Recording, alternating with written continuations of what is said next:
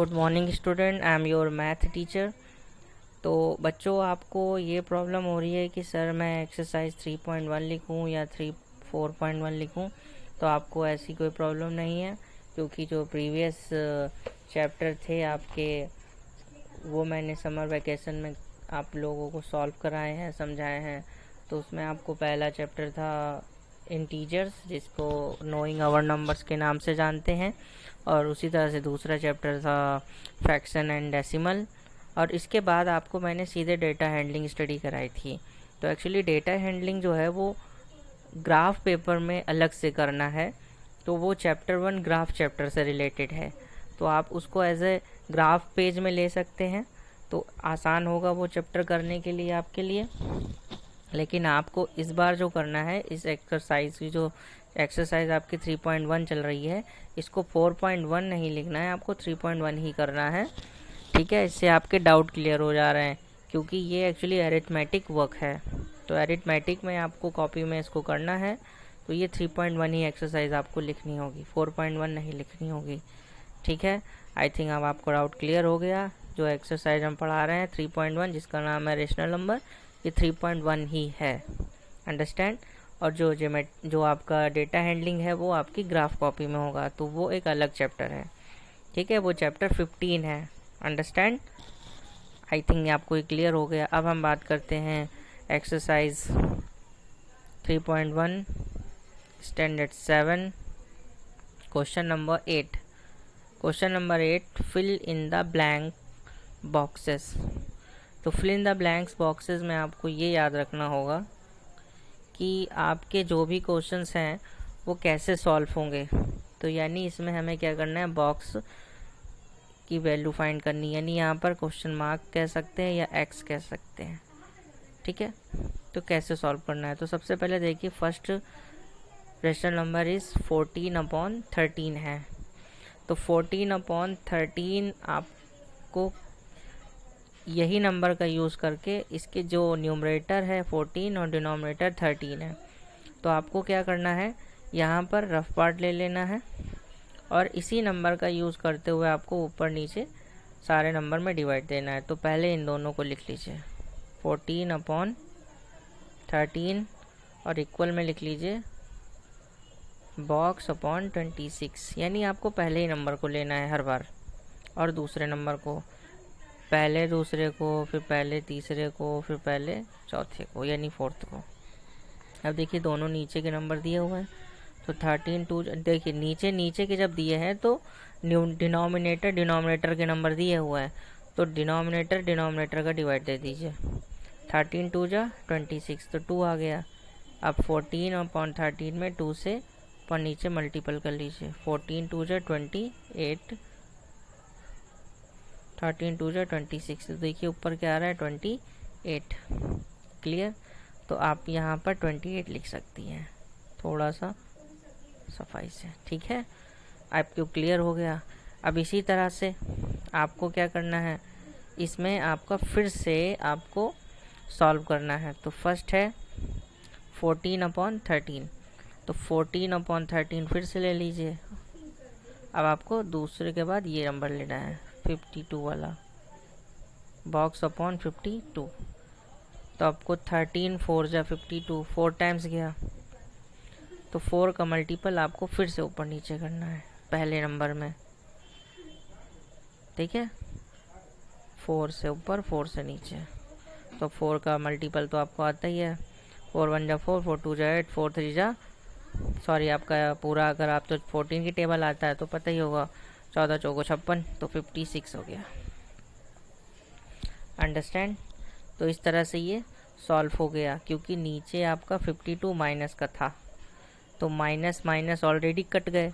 यहाँ पे चाहे तो आप लिख सकती हैं आसानी से 52, तो माइनस का 4 आ गया, तो माइनस का 4 मल्टीपल कर लीजिए, तो आपका आसानी से सॉल्व हो जाएगा। तो माइनस माइनस आ जाएगा, देखिए 56।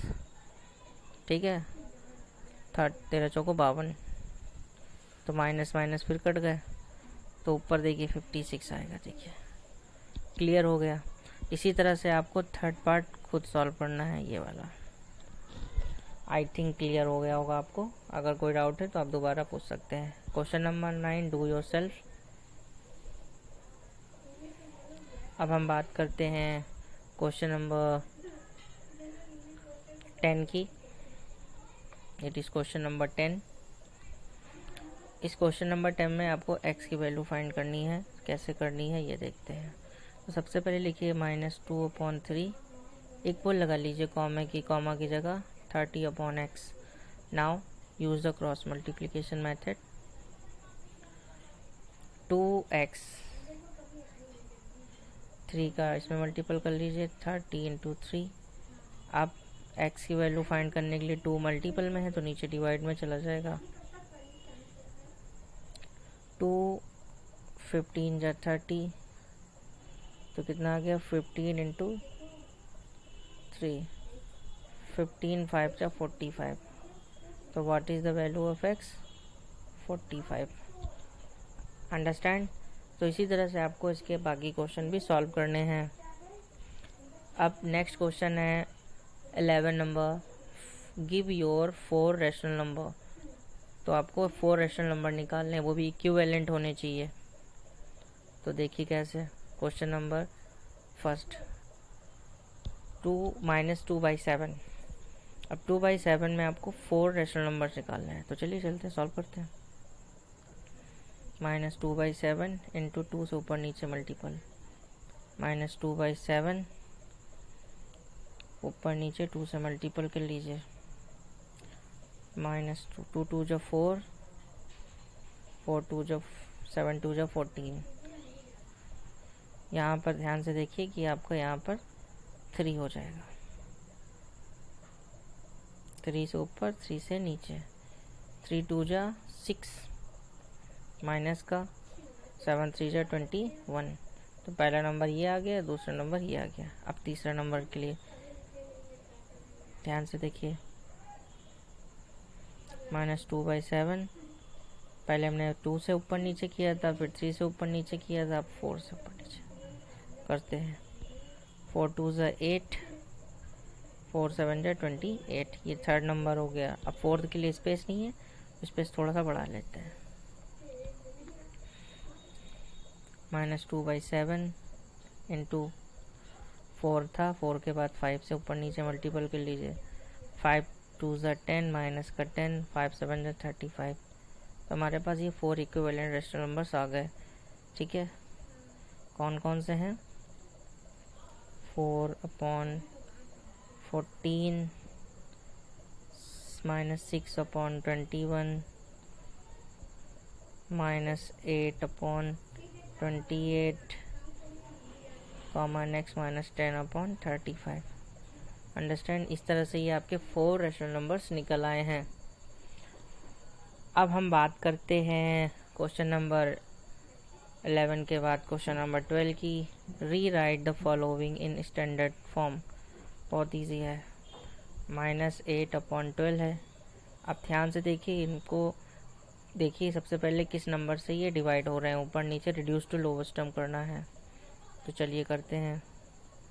2 4 जा 8, 2 6 जा 12, 2 3 जा 6, सॉरी 1 सेकेंड, 2 2 जा 4, 2 3 जा 6। तो जब आपने देखिए माइनस का 2 ऊपर आ रहा है, नीचे 3 आ रहा है, तो आंसर आ गया 2/3 माइनस का। ठीक है, तो इसको रिड्यूस टू लोवेस्ट टर्म करके स्टैंडर्ड फॉर्म में लिखा जा सकता है। तो इसी तरह से बच्चों आपको इस एक्सरसाइज के कुछ क्वेश्चंस हैं वो करने हैं। Thank you so much.